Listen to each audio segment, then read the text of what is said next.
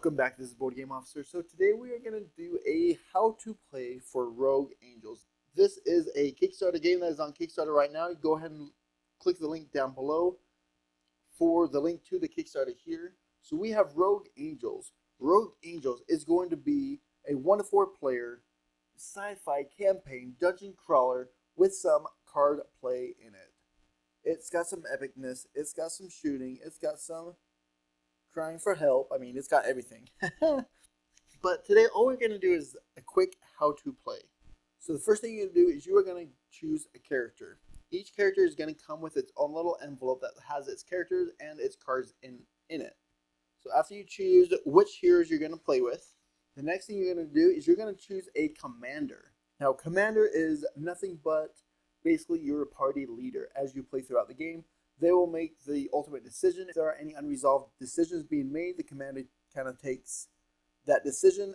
Also, throughout the play, there might be certain things that the commander character needs to do, specifically the commander. Therefore, it doesn't change a whole lot, but it is going to be kind of necessary throughout it. So you have to choose who wants to be the commander, and it can change each scenario, but you do have to choose at the beginning who your commander is going to be. Basically, this is where the narrative portion starts. You'll read the beginning of the chapter, the beginning of the scenario. It's always going to have an introductory thing before any setup. You're going to go through, it's going to tell you what you need to do. It's going to give you all the narrative. It might even have you do some choices before the mission starts, and then it'll tell you the setup. So let's go through this setup real quick and what each thing is here. Up here, it will C1 means that is chapter 1, mission layout, map 001. So that means we're going to come here to our big old map thing. We're going to open up to map 1 and lay that out there. The next thing here, it says place. 3 block entries, 1 POI.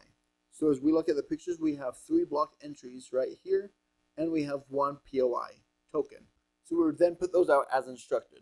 Now, we're going to go down the parameters. This here, if you look, there are going to be turn limits. That is going to be 2 player, 3 player, or 4 player. Anytime it gives you multiple options like that, it always is 2, 3, 4 player. So that means if you are playing 2 player, you're only going to have 3 turns. That means for the setup, you're going to place your turn marker on turn 3. That means as soon as this goes to 0, you will come and figure out what the failure is. If the token reaches 0, restart the mission. So that means you only have 3 turns to complete this mission. Now, we'll actually go through what a turn consists of here in a little bit. So each mission is going to have a turn limit. But as you see, this is just going to be this. I want to know because 3 turns doesn't seem like a lot, but this is just this section of it. So as soon as you go on to the next portion, it is going to give you more turn limit and more parameters to go on in each mission. Now this is just chapter 1 here, so it is very basic, not spoiling too much, but just to let you know this is going to be little spoilers here just so I could show you here.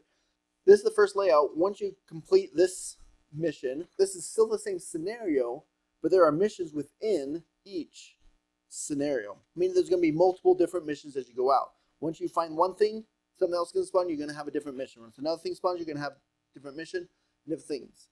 So you are going to have to follow what it says very closely. Let's look at what comes in this hero pack here. We're going to have the player board. We're going to have basically a hero tracker here. And then this prototype has the standee and his hand of cards, or his deck of cards. This thing is going to be how you track your relationships with each character here.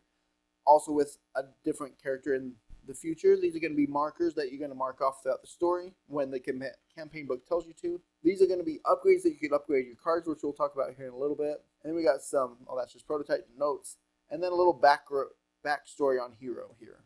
Here is the player board. We have our focus here, our shields here. These are our scars.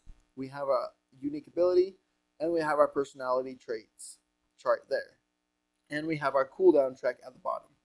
Now, let's talk about a turn and how to use that player board that we just looked at. So play sequence. The first player is going to perform 2 actions. 2 actions are these 3 right here. You can either play 1 action card, you can concentrate, which lets you increase 2 of your focus, or you could rest to move all your cards 1 slot to the left on the cooldown track. So after you perform 2 of those actions, you are then going to end your turn with a free rest action to move all your cards down on the cooldown track. You're going to flip your activation token, meaning that you've already activated, Now you're going to decrease that time tracker by 1 at the end of that first player's turn. Then you're going to go check the mission.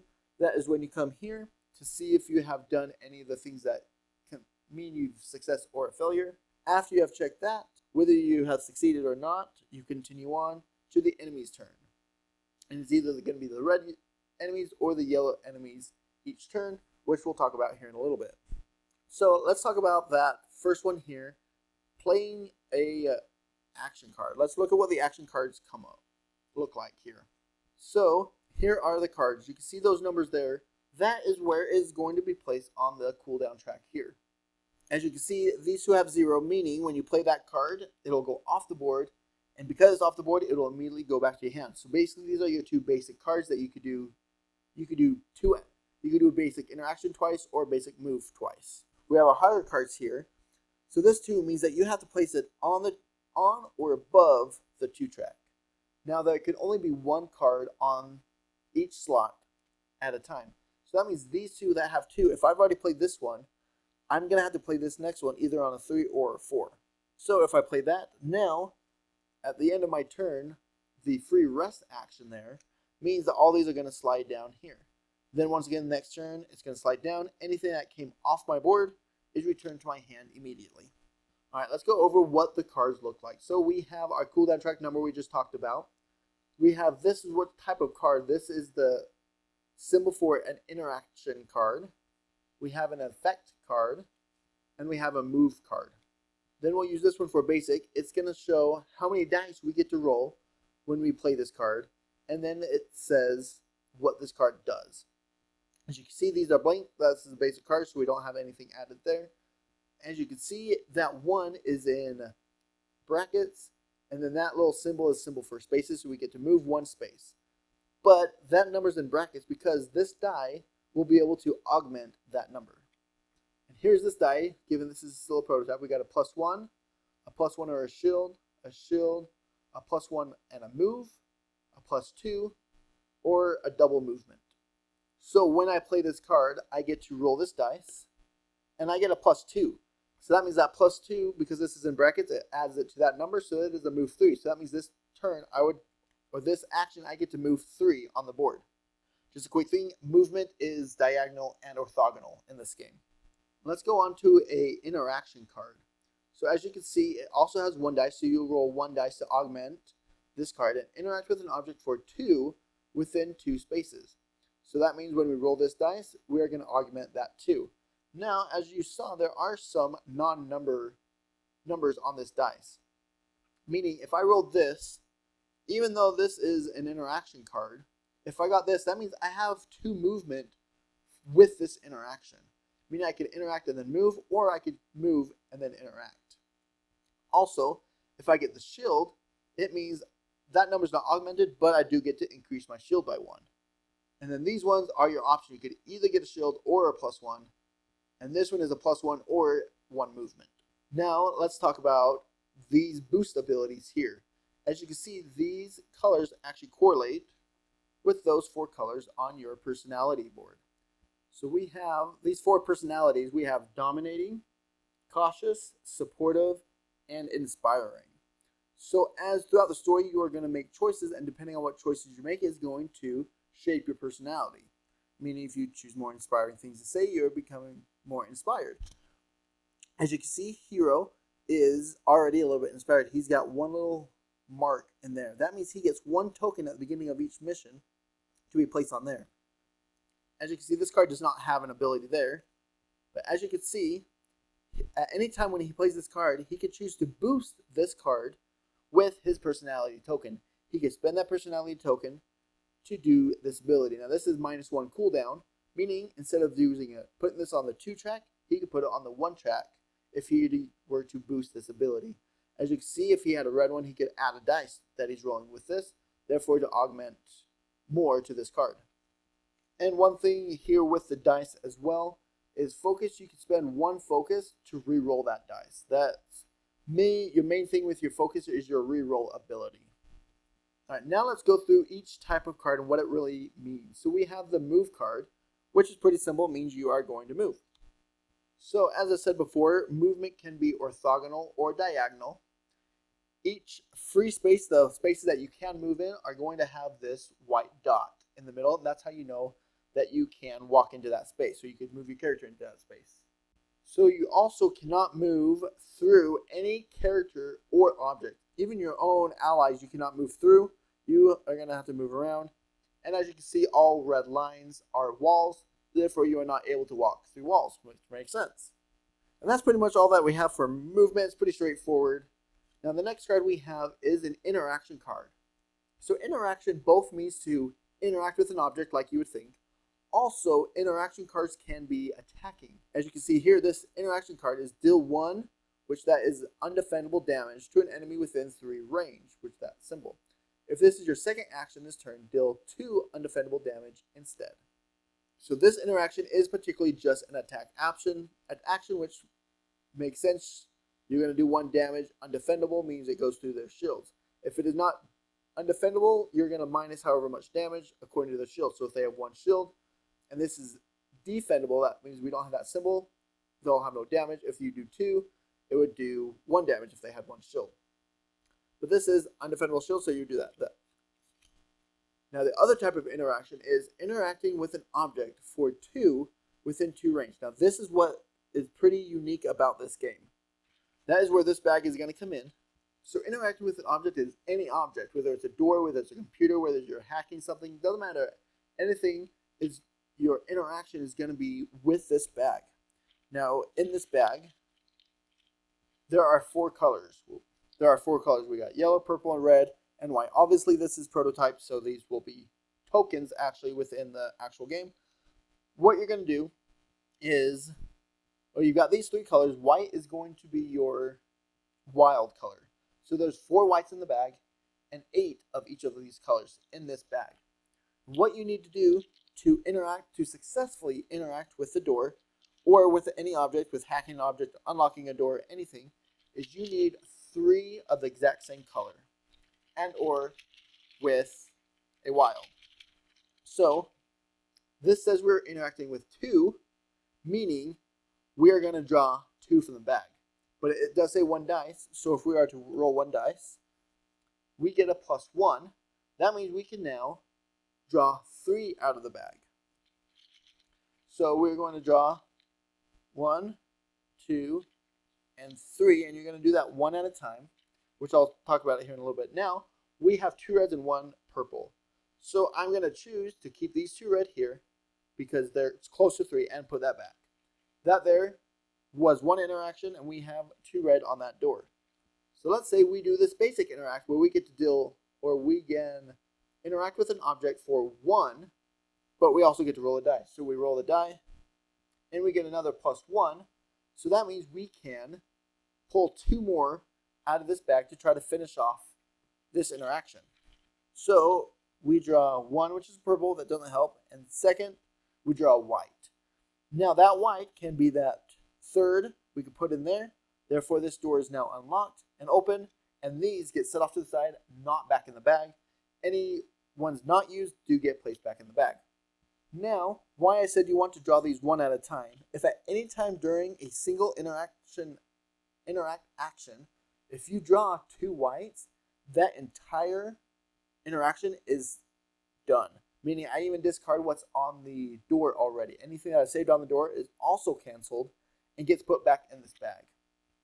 So if I had 2 reds here and I just drew 2 at a time and revealed 2, that means this would be canceled and we would have to try to start over the interaction. But if I draw 1 at a time, if the first one I draw is a white, that satisfies what I need. I can stop and I do not have to draw that second one. So that is the importance of drawing 1 at a time, especially when you're drawing a lot at the first, 1 at a time, because the third one might be if you could draw 3 and the second one was a white, you might just want to stop there to not get that second white because that might cancel it. Now, one thing I want to emphasize here as well, let's say the first interaction was a red and a white. And then my next draw, very first draw, is another white. Because these were done on separate interaction cards, I can use 2 whites to open up that door because they were separate interact actions. But if it's in a single action that you're pulling them out, that is when it's canceled. I hope that made sense. The next type of card is going to be the effects card. Here's after you have been dealt damage regardless of amount, gain 1 focus and move 1 space.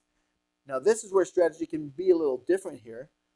Because it's an effect, that means this effect is in effect while this is on your cooldown track.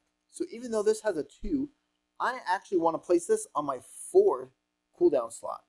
Because that means for 4 turns, I'm going to have this effect in play for 4 turns.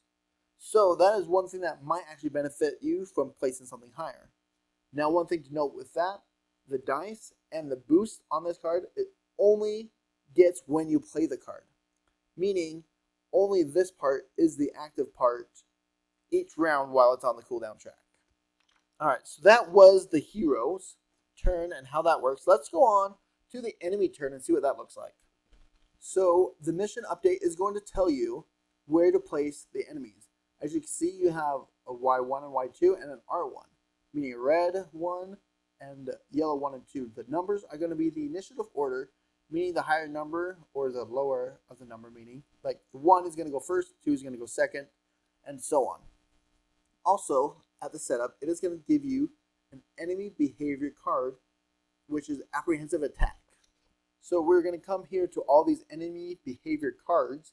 As you can see, there's yellow and red side. They're pretty similar, but they're going to act just slightly different. Anyways, we're going to look through it and find apprehensive attack because that is what we were told, and we're going to place that card off to the side, and we're going to use that for when the enemies activate. And this also tells you that you're going to put 2 thugs in Y1 and 2 and 1 guard in R1. So we're going to pull out 2 thugs and a guard. Now let's look at these. On the mini, it has all of their stats, which I think is really cool. You're going to have the range, how far away they are to attack, how much movement they have when they move, how much damage they do when they attack, what their shields are, and what their health is at. And as you can see, we've got the thug that's got a range of 4, movement of 3, attack 1, 0 shields, but only 3 hearts. And you are going to put the respective bottom on it. Obviously, these are prototype, but they will have a certain type of dial. And that dial is going to also keep the track here. Hopefully, I'll show a picture here of it to keep the health of the enemy, to keep track of the health of the enemies. So you are going to spawn these to where they need to be. So now let's look at this. When we have enemy turn, we're going to look at this card and see what color it is. That's how we're going to know which ones are going to activate. So this time, the red is going to activate. So this is red 1 and red 2, or the highest. So if red 1 is dead, this would be red 2 and red 3, and so on. The first thing they're going to do is they're going to move however much they can to the nearest player. Meaning this thug is going to move for 3 towards the nearest player. Then it is going to attack the nearest player. So as long as the nearest player is within the range of 4, he's going to attack them for 1. Which we'll go through damage for the heroes here in a little bit. The second one is actually going to do the opposite, almost. Before they move, they're going to attack the nearest player, if within range. If they're not, they won't attack. Then they're going to activate towards the last activated player. Then, let me show you another card here to explain here. Other cards are going to have a condition here, meaning exclamation mark.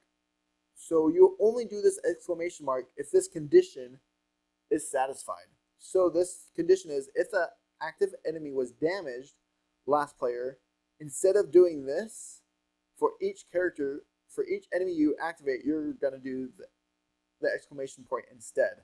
So you kind of have to be aware of what they're going to do and what they might do depending on whatever that condition might be. As you can see this, attack nearest and then move, and then attack nearest.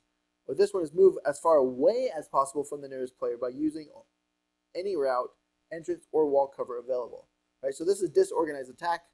Right, so it's actually going to run away if the last player was damaged. So it keeps the enemy from doing the same thing, and each mission will tell you which one to use of these. And then after you activate that enemy, you are going to flip that card over. Then, therefore, this turn the red's activated. If you flip it over, next turn, only the yellows are going to activate. And so it's going to act, the red and yellows are going to activate every other turn. Unless there are none of one color, then this will not flip. It'll always be yellow that will attack every single turn.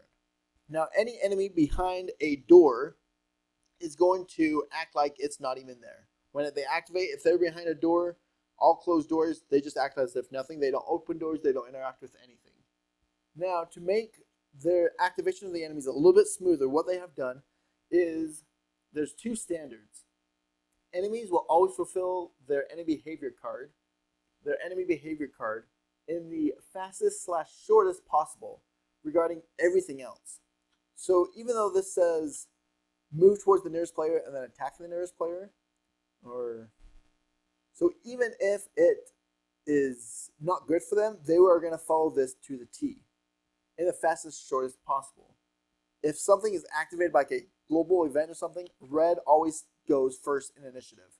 So if it says to spawn this, red is going to go when you spawn it. If it says some global thing from the book, red is always going to activate first or do whatever it says first.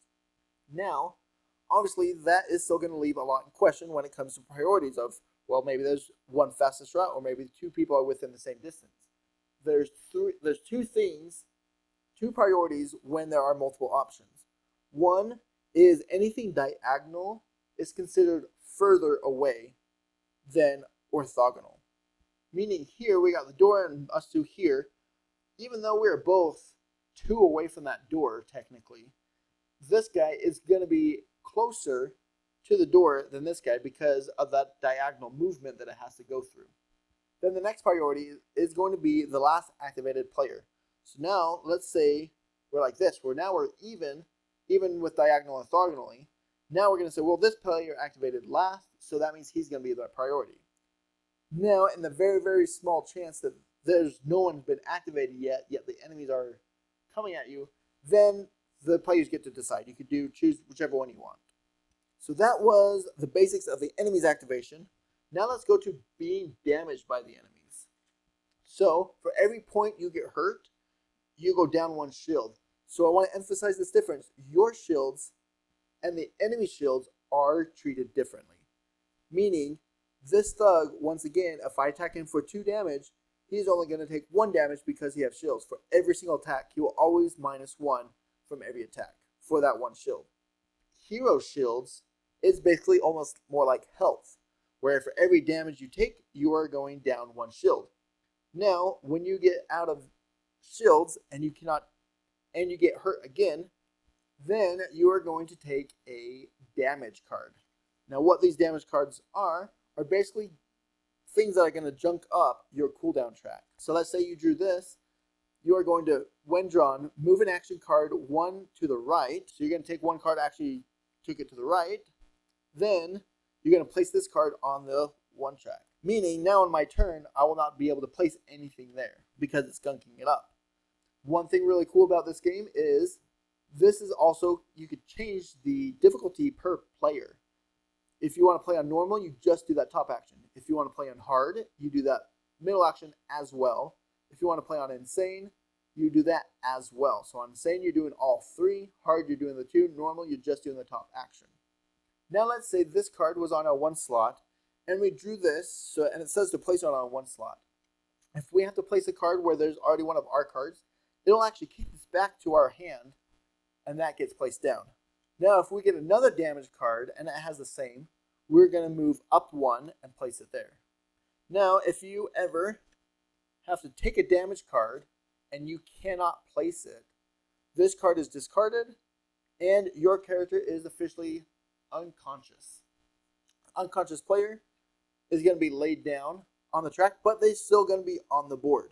But they're going to lay it down so you know that, remember that they are unconscious. Now, heroes can come around and use a healing card.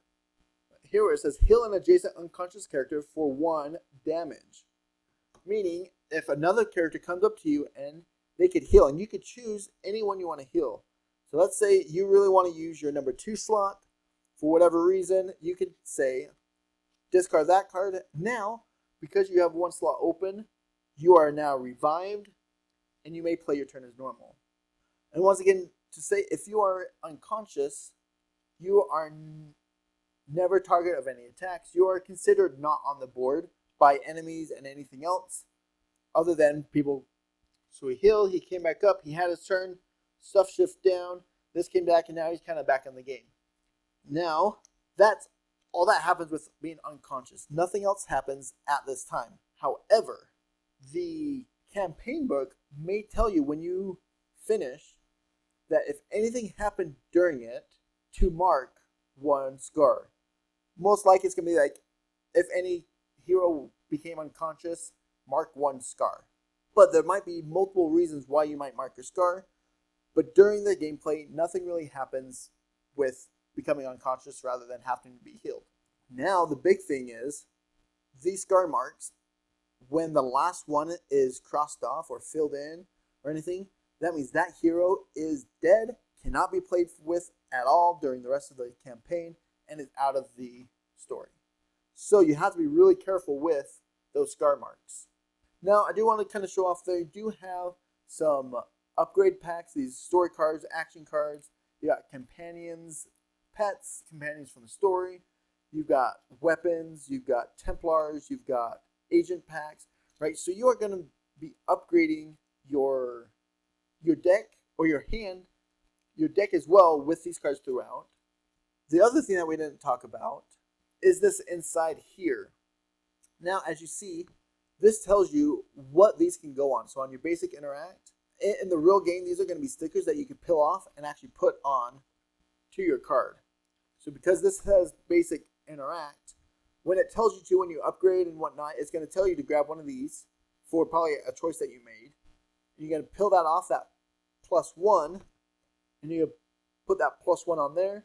That means you can spend that token to get a +1 to whatever number you are augmenting. You're not only upgrading to get new cards in your deck, you're also upgrading the cards that you already have to gain more boost abilities for your cards that you start off with. So as you can see, this is a very character building focused game. It's all about the character's personality, the character's ambitions, and their cards and what they want to do and how they're going to interact. Really changes the game. So that is the down and dirty how to play this game. I'm going to do a playthrough, so keep a lookout for a playthrough here in the next week or so. And go ahead and click right here for a preview that I've done for this, and click right here for the playthrough if it is out yet. And I will see you later.